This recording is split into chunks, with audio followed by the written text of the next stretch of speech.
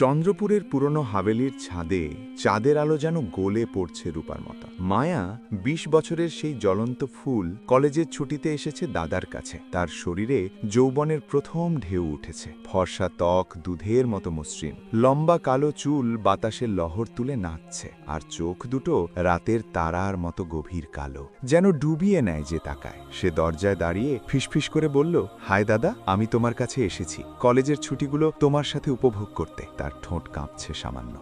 সালোয়ারের নিচে তার কোমরের বাঁক, বুকের উঁচু নিচু চাঁদের আলোয় সবকিছু যেন আরও স্পষ্ট, আরও লোভনীয়। দেবনাথ ৭০-এর শরীরেও, যার পেশি এখনো শক্ত, বুক চওড়া, হাতে শিরা ফুলে উঠেছে, চোখ তুলে তাকালেন। তার দৃষ্টি মায়ার গলার খাঁজে আটকে গেল, তারপর নামল নিচে ধীরে ধীরে।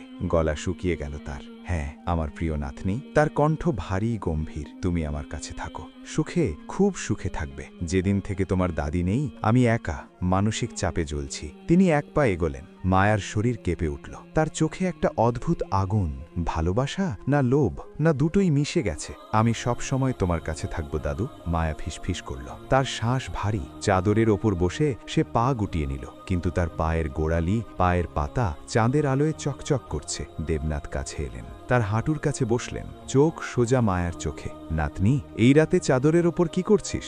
ঘুম আসছে না? তার আঙুল ধীরে মায়ার হাতের কাছে গেল, ছুল না, কিন্তু এত কাছে যে মায়া অনুভব করল তার গরম নিঃশ্বাস। কিছু বলো, যদি কোনো কথা থাকে।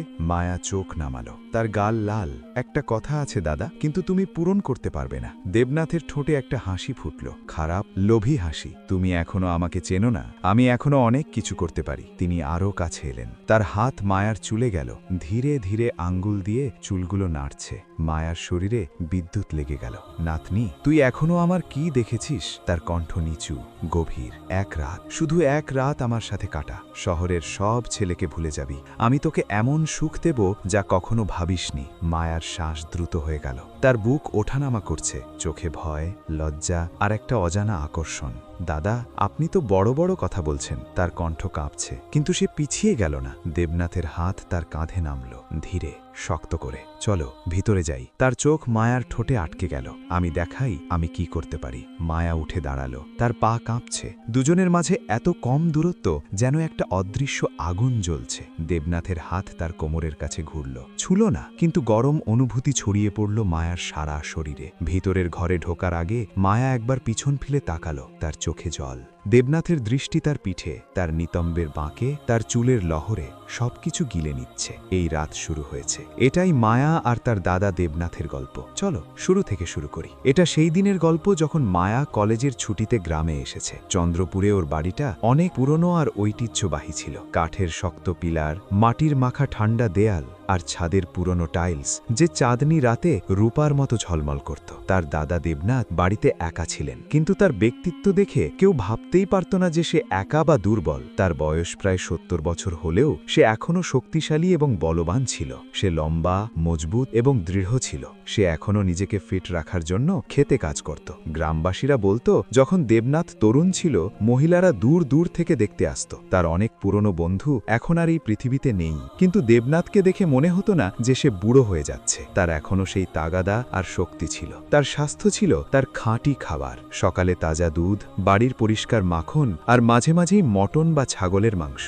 যেদিন মায়া গ্রামে পৌঁছল, দেবনাথ তাকে দেখেই উঠে দাঁড়ালো। সে এগিয়ে এসে বড় একটা হাসি দিয়ে মায়াকে আলিঙ্গন করল। তার বুক চওড়া আর শক্ত ছিল। যেই মুহূর্তে সে মায়াকে আলিঙ্গন করল, সে একটু কড়া মনে হলেও ভালোবাসায় তাকে জড়িয়ে ধরল। বলল, আমার পুতুলটা এখানেই আছে। তার কণ্ঠে একটা উষ্ণতা ছিল যা সরাসরি তার হৃদয়ে গিয়ে বসে গেল। মায়া তার জিনিসগুলো ঘরে রেখে বাড়িটা পরিষ্কার করল। এই সময় দাদা বাইরে থেকে ফিরে এসেছিলেন। সে ঘামে ভিজে গেছিল এবং তার শার্টের ওপরের বোতামগুলো খোলা ছিল। মায়া চা বানিয়ে তাকে দিল। সে তাকে ভালো করে দেখল এবং বলল, মায়া, এখন তুমি বড় হয়ে গেছো, তোমাকে এখন একটা রাজকুমারীর মতো দেখাচ্ছে। মায়া হাসি মুখে বলল, দাদা, আপনি তো সব সময় মজা করেন। দেবনাথ সিরিয়াস হয়ে বললেন, না মায়া, আমি সত্যিই বলছি, এখন আমি তোমার জন্য একটা ভালো আর মজবুত ছেলে খুঁজে বের করব। মায়া মনে মনে ভাবল, হ্যাঁ ঠিক তোমার মতো। তারপর সে হেসে দৌড়ে চলে গেল। পরদিন সকালে দেবনাথ বলল, মায়া, আমি তোমাকে গ্রামটার পেছনের সেই পুরনো ঝর্ণা দেখাবো। ওখানকার পানি এত পরিষ্কার আর স্বচ্ছ যে সেটা খেলে মানুষ নতুন করে সতেজ বোধ করে। তারা বাড়ি থেকে বেরিয়ে পড়ল। রাস্তা ঘন গাছপালায় ঘেরা ছিল, যেন কেউ জঙ্গলের মধ্য দিয়ে যাচ্ছে। দাদা এগিয়ে চলছিলেন। তার কোমর দিন দিন আরও শক্তিশালী হচ্ছিল, যা মায়ার চোখ আটকে রেখেছিল। হঠাৎ মায়ার পা একটা গাছে আটকে গেল, না হলে সে পড়ে যেত। দেবনাথ ঘুরে তার শক্ত হাতে মায়ার কোমর ধরেছিল। সাবধান থেকো মেয়ে, এই রাস্তাগুলো পুরনো আর খুঁটিনাটি। সে চিন্তিত ছিল, কিন্তু তার চোখ কিছুক্ষণ ধরে মায়ার দিকেই আটকে ছিল। ঝর্ণার কাছে পৌঁছলে পানি আয়নার মতো স্বচ্ছ ছিল। দেবনাথ একটা পাত্রে পানি ভর্তি করিয়ে বলল, এটা নাও মায়া, খাও। এই পানি তোমার সৌন্দর্যে আরও ঝলক দেবে। মায়া পানি খেল, আর পানি কয়েকটা ফোঁটা তার গলায় পড়ল।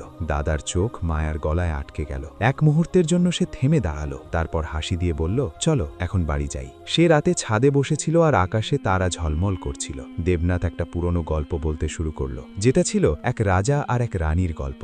যখন সে গল্প বলছিল, হঠাৎ থেমে বলল, ওই রানী ছিল তোমার মতোই সুন্দর, এত সুন্দর যে রাজা তার সব ইচ্ছা পূরণ করেছিল। এটা বলে তার চোখ জমে গেল মায়ার মুখে, আর কণ্ঠস্বর ধীরে ধীরে নামল। মায়া নির্দোষ ভঙ্গিতে জিজ্ঞেস করল, দাদা, আপনার জীবনে কি এমন কোনো রানী ছিল না? সে বলল, হ্যাঁ ছিল, ও ছিল তোমার দাদি, কিন্তু এখন তুমি আমার মল্লিকা। মায়া এটা শুনে হেসে ফেলল, কিন্তু তার কথায় আর ভঙ্গিতে কিছু একটা ছিল যা মায়াকে হঠাৎ চমকে দিল। তৃতীয় দিন দাদা বলল, আমি ওই পুরনো ধ্বংসাবশেষ বাঁকাবো যেখানে কদিম যুগের রাজা থাকতেন। যখন তারা ওই ধ্বংসাবশেষে ঢুকল, তখন সেখানে অনেক অন্ধকার ছিল। দেবনাথ টর্চ জ্বালালো। দেয়ালে রাজা আর মল্লিকার পুরনো ছবি ছিল। দেবনাথ বলল, দেখো, এই রাজা তার রানীকেও কত ভালোবাসায় ধরে রেখেছে। এটা ছিল পুরনো দিনের প্রেম। তার আঙুলটা ছবির ওপর ছিল, কিন্তু তার নজর মায়ার ওপরেই ছিল। মায়া বলল, দাদা, এটা তো মজার ব্যাপার, কিন্তু সে নিজের মনে একটা অজানা প্রশ্ন জাগল। হাঁটতে হাঁটতে মায়া একটা কোণে গিয়ে লুকিয়ে পড়ল। দেবনাথ সাথে সাথেই তাকে সমর্থন দিলেন আর খেয়াল রাখলেন, মায়া, সাবধান হও, তোমার এখানে সমস্যা হতে পারে। এইবার সে মায়াকে দরকারের চেয়ে বেশি সময় ধরে রাখল। সন্ধ্যায় বাড়ি ফিরে দাদা খুব ক্লান্ত দেখালো। মায়া বলল, চলো আমি তোমাকে মাসাজ করে দিই। সে বলল, আমার কোমরে অনেক ব্যথা হচ্ছে। মায়া তেল মেখে মালিশ শুরু করল। তার কোমরটা শক্ত আর মজবুত ছিল। সে ধীরে ধীরে বলল, তোমার হাতগুলো জাদুর মতো আর খুব নরম মায়া। মায়া হাসল, কিন্তু ভিতরে কিছু একটা অদ্ভুত অনুভব করছিল, যেন শরীরে পিঁপড়ে উঠল। চতুর্থ দিন দেবনাথ বলল, চলো নদীর ধারে যাই, যেখানে বিশেষ ফুল যা রাতে ফোটে। তারা নদীর ধারে বসেছিল আর তাদের পা পানি ছুঁয়ে ঝুলছিল। দেবনাথের পা বারবার মায়ার পায়ের সাথে পানির মধ্যে লাগছিল। সে বলল, তোমার পা ছোট আর পুতুলের মতো সুন্দর। মায়া হাসতে হাসতে তার পা সরিয়ে নিল, কিন্তু দেবনাথের পা ওখানেই ছিল। হঠাৎ সে গভীর আওয়াজে বলল, কিছু সম্পর্ক জীবনে অনেক দূর চলে যায়। মায়া সম্মতি জানিয়ে মাথা নাড়াল। দাদা, আপনাকে দাদি অনেক মিস করেন। আপনিও তো মিস করেন না? সে গভীর চোখে তাকিয়ে বলল, হ্যাঁ, কিন্তু হয়তো এখন আমার জীবনে একটা নতুন আলো এসেছে। মায়া তার হাত ধরে বলল, চলুন দাদাজান, এখন বাড়ি চলি। পঞ্চম দিন দেবনাথ বলল, আসো আমি তোমাকে পুরনো মন্দিরটা দেখাই। ওখানে পৌঁছলে মন্দিরটা একদম ফাঁকা ছিল। দেবনাথ হাঁটু গেড়ে বসে দোয়া করল। মায়াও চোখ বন্ধ করে দোয়া করল। মন্দির থেকে বেরোতে গিয়ে সে বলল, মায়া, আমি তোমার জন্য কিছু চেয়েছি, আর নিজের জন্য। মায়া অবাক হয়ে জিজ্ঞেস করল, তুমি কি চেয়েছ? সে একটু রহস্যময় হাসি দিয়ে বলল, সময় এলে বলবো। বাইরে বাতাস বেশ দ্রুত বয়ে যাচ্ছিল। সে মায়ার কাঁধে হাত রাখল। তার স্পর্শ আর কথা বলার ভঙ্গি মায়ার কাছে একটু অদ্ভুত লাগল। ষষ্ঠ দিনে দেবনাথ তার পুরনো রেডিও বের করল আর বললেন, চল আজ পুরনো গান শুনি। রেডিওতে পুরনো রোম্যান্টিক গান বাজতে লাগল। দাদা আবেগাপ্লুত হয়ে বললেন, আমি তোমার দাদির সাথে এমন নাচ করতাম। তারপর হঠাৎ উঠে দাঁড়ালেন। মায়ার হাত ধরে বললেন, চলো তুমিও চেষ্টা করো। দুজনেই নাচতে লাগলো। দেবনাথ মায়ার কোমরে হাত দিলেন। একটা নরম শব্দ মায়ার গোটা শরীরে ঝংকার তুলল। রেডিওতে একটা গান চলছিল, যদি কাউকে ভালোবাসো তাহলে ভোরে ভয় পাওয়ার কিছু নেই। দাদা ভালোবাসায় ভরা কণ্ঠে বললেন, মায়া, ভালোবাসায় ভয় পাওয়ার কোনো কারণ নেই। মায়া ভয়ে ভয়ে হাসল, কিন্তু তার মাথায় কিছু একটা চলছিল। সপ্তম দিনে দাদা বললেন, আজ আমি তোমাকে বাগানে ঘুরিয়ে নিয়ে যাব। ওখানে খুব অদ্ভুত আর সুন্দর দৃশ্য আছে। বাগানে এসে দাদা এক গাছ থেকে ফল তুলে মায়ার মুখের কাছে নিয়ে বললেন, এটা খেতে পারবে না? এটা আমি চুষে খাই। মায়া ফল চুষতে শুরু করল। ফলটা খুব মিষ্টি আর রসালো ছিল। খেতে খেতে মায়ার গালে ফলের রস পড়ে গেল। দেবনাথ তাড়াতাড়ি তার হাত দিয়ে মায়ার মুখ সাফ করে বলল, সাবধান থেকো মায়া, তোমার মুখটা অনেক নরম, এটা নষ্ট হয়ে যাবে। মায়া তার দাদার মনের কথা ভালো করেই বুঝে গিয়েছিল, কারণ দেবনাথ এখনও তার হাত ধরেছিল আর জিজ্ঞেস করছিল, তোমাকে এত নরম লাগছে কেন? তার চোখ মায়ার মুখে আটকে ছিল। মায়াকে খুব অদ্ভুত লাগছিল। সে ভাবছিল যে সে অনেক নিরাপদ। সে তার হাত সরাতে চাচ্ছিল, কিন্তু যেন কোনো অজানা চাপের কারণে চুপ করেছিল। দশম দিনে দেবনাথ বলল, চলো আমি তোমাকে শহরের বড় পার্কে নিয়ে যাই, ওখানে অনেক মজা লাগে। দুজনেই তৈরি হয়ে বাড়ি থেকে বেরিয়ে বাস ধরে শহরে পৌঁছালো। মায়া পার্কের টিকিট নিল আর তার দাদুর সঙ্গে ভিতরে ঢুকল। পার্কের ধারে অনেক ঘন গাছ ছিল, যেন জঙ্গলের মতো লাগছিল। মায়া আর আর দেবনাথ পার্কের মেন রাস্তায় হাঁটছিল, তাদের চোখ পড়ল ঝোপঝাড়ের দিকে, যেখানে প্রায়ই বন্যপ্রাণী আর ঘোড়া বসে থাকে। সেখানে কিছু বন্যপ্রাণী খুব অদ্ভুত আর বাজে কাজ করছিল।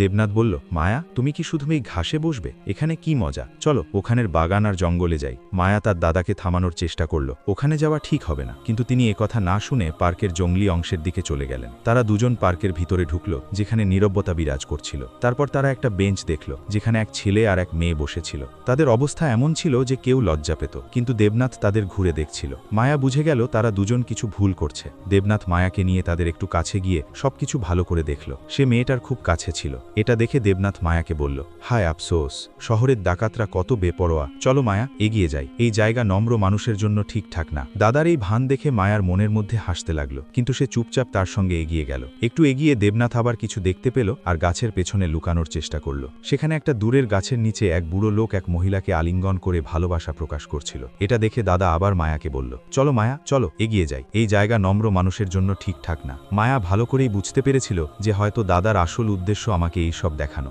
দাদার নির্দোষ মুখ আর ওদের সেই সব কাণ্ড দেখে মায়ার হাসি উঠছিল। তারপর সে চুপচাপ তার সঙ্গে চলছিল। হঠাৎ সামনে আবার কিছু দেখলো সেখানে একটা তরুণ ছেলে আর এক বৃদ্ধা মেয়ের উপস্থিতি ছিল। ওই বৃদ্ধার হাতে একটা চিঠি ছিল। দেবনাথ এমন ভাব প্রকাশ করল যেন কিছুই জানে না। দেবনাথ মায়াকে বলল, শহরের লোকদের কি হয়েছে? তারা বয়সের ফারাকও দেখছে না, দেখো কি করে একে অপরের সঙ্গে। এটা দেখে দেবনাথ একটু চিন্তায় পড়ে গেলেন। তারপর তিনি মায়ার কাঁধে হাত রেখে সামনে এগোতে লাগলেন। হাঁটতে হাঁটতে তারা জঙ্গলের শেষ প্রান্তে পৌঁছে গেল। মায়া এখন ক্লান্ত হয়ে পড়েছিল, তাই সে দাদার কাঁধে মাথা রেখে চলছিল। দেবনাথ মায়ার কাঁধ ধরেই গভীর চিন্তায় ডুবেছিল। মায়া বলল, দাদা, আপনি কোথায় হারিয়ে গেছেন? দেবনাথ দুঃখিত স্বরে বললেন, আমি ভাবছি শহরের মানুষরা কিভাবে এত বদলে গেছে। তারা লজ্জাহীন, তবুও খুব খুশি। তারপর দেবনাথ চোখ ভিজিয়ে কাঁদতে শুরু করল। মায়া দাদাকে দেখে খুব দুঃখ পেল। মায়া জিজ্ঞেস করল, দাদা, আপনি কেন কাঁদছেন? দেবনাথ একটু ভয় পেয়ে বলল, আমি কেন কাঁদব না? সবাই আমার সামনে নিজের জীবনের মজা উপভোগ করছে, আর আমি একাকী, একেবারে ফাঁকা। তারপর বিষণ্ণ স্বরে বলল, এখন এই জীবনের কি লাভ? আমি আর বাঁচতে চাই না। এটা বলে সে দৌড়ে চলে গিয়ে কাছে একটা উঁচু টাওয়ারে চড়ে গেল। এটা দেখে মায়া কেঁপে উঠল। মায়া ভয় পেয়ে চেঁচিয়ে উঠল, দাদা, এটা করো না, আমার জন্য থেমে যাও। মায়া টাওয়ারের নিচে কাঁদছিল আর দেবনাথকে ডাকছিল, দাদা প্লিজ নিচে এসে যাও। কিন্তু দেবনাথ অনেক চালাক ছিল। সে মরার জন্য নয়, মায়াকে ভয় দেখানোর আর ব্ল্যাকমেল করার জন্য টাওয়ারে উঠেছিল। মায়া ভিক্ষা চেয়েছিল, কিন্তু সে শোনার মতো ছিল না। দেবনাথ উপর থেকে চিৎকার করে বলল, আমি আমার জীবন একা কাটাচ্ছি, কেউ আমার কথা শোনে না, কেউ আমার খিদমত করে না। তুমি আমাকে কেন বাঁচাতে চাও? তোমার আমার কি দরকার? মায়া কাঁদতে কাঁদতে বলল, দাদা, আপনি তো আমার দাদা, আপনাকে ছাড়া আমি অসম্পূর্ণ থেকে যাব। আমি আপনাকে ছাড়া বাঁচতে পারবো না। প্লিজ নিচে আসুন দাদাজান। আমি আপনাকে আশ্বাস দিচ্ছি যে আমি আপনার ভালো করে যত্ন নেব। আমি আপনার সব রকম সেবা করব। দেবনাথ সুযোগ বুঝে জিজ্ঞেস করল, তুমি আমার কি যত্ন নেবে? তুমি আমাকে খুশি করবে? মায়া শুধু তাকে বাঁচাতে চেয়েছিল, তাই সে বলল, হ্যাঁ দাদাজান, আমি দাদির মতো তোমার যত্ন নেব। তুমি যা বলবে আমি তাই করব। দেবনাথ তার কাছ থেকে প্রতিজ্ঞা নিল। দেবনাথ বলল, তুমি কি আমার সাথে প্রতিজ্ঞা করবে যে তুমি বদলাবে না? মায়া বলল, আমি তোমার সাথে প্রতিজ্ঞা করছি, আমি বদলাবো না। তারপর দেবনাথ নিচে নামল। তারা দুজনেই বাড়ি ফিরল। বাড়ি পৌঁছেই দেবনাথ মায়াকে তার প্রতিজ্ঞা মনে করিয়ে দিল।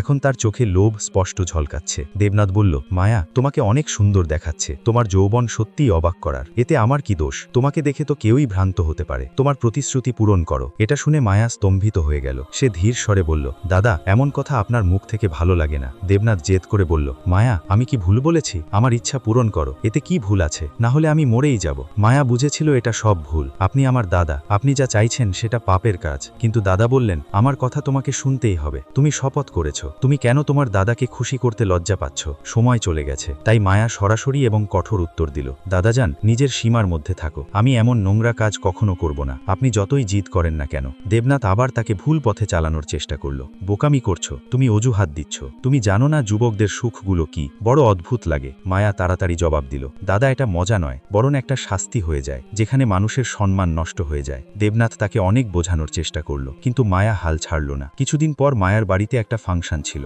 অনেক অতিথি আসছিলেন। দেবনাথও সেখানে এসে পৌঁছালো, কিন্তু সে অন্য কোনো কারণে এসেছিল। তার ভুল ধারণা ছিল যে মায়া তাকে দেখে খুশি হবে। সে বড় হাসি মুখ নিয়ে মায়ার কাছে গেল, কিন্তু মায়া তার দিকে তাকিয়েও দেখে না। দেবনাথ মায়াকে ডাকলো, কিন্তু মায়া ওকে এমনভাবে উপেক্ষা করলো যেন সে ওর ডাক শুনেই না। এটা দেখে সঙ্গীতের রাগ হলো। দেবনাথ নিজে এগিয়ে মায়ার কাছে ধীরে ধীরে এগোতে লাগলো। মায়ার কানে ফিসফিস করলো, বেশি রাগ দেখিও না, না হলে আমি তোকে ছাড়বো না। আমি তোর পুরো দুনিয়ায় বদনাম করে দেব। এটা শুনে মায়ার পায়ের তলা জায়গা সরে গেল। সে খুবই চিন্তিত আর ভয় পেয়েছিল। ওর মুখের রং উড়ে গেল। মায়ার এক কনিষ্ঠ বান্ধবী স্নেহা বুঝতেই পারল মায়া কোনো বড় বিপদে আছে। সে মায়ার হাত ধরেই ওকে ঘরে নিয়ে গেল আর জিজ্ঞেস করল, মায়া, কি হয়েছে? তুমি এত বেশি উৎকণ্ঠিত কেন? স্পষ্ট করে বলো তো। মায়ার চোখে জল চলে এলো। ওর হৃদয় ভেঙে পড়ল আর কাঁদতে কাঁদতে নিজের বান্ধবীকে দেবনাথের দুষ্টামি আর নোংরা কাজের ব্যাপারে বলল। স্নেহা মায়াকে আলিঙ্গন করে বলল, তোমার ভয় পাওয়ার কোনো কারণ নেই মায়া, দোষ তোমার না, ওই বুড়োর। আমরা আর চুপ থাকবো না, বরং সবার সামনে ওর আসল চেহারা দেখাবো, যাতে আর কারো মেয়ের বদনাম না হয়। মায়া সাহস করে সত্যিটা বলার পর আর ভয় পায়নি। স্নেহার সাহস আর সমর্থন তাকে নতুন শক্তি দিয়েছিল। খুব শীঘ্রই সবাই দেবনাথের আসল চেহারা জানতে পারে আর অন্যায়ের বিরুদ্ধে দাঁড়ানোর সাহস পায় মায়া। সেই দিন থেকে মায়া বুঝেছিল সত্য কখনো চিরদিন লুকিয়ে থাকে না, একদিন না একদিন প্রকাশ হতেই হয়। এই গল্পটি যদি আপনাদের ভালো লেগে থাকে তাহলে ভিডিওটিতে একটি লাইক দিন, আপনার মতামত কমেন্টে জানাতে ভুলবেন না। আর এমনই আরও হৃদয় ছুঁয়ে যাওয়া গল্প শুনতে আমাদের চ্যানেলটি সাবস্ক্রাইব করে পাশে থাকা বেল আইকনটি অন করে রাখুন।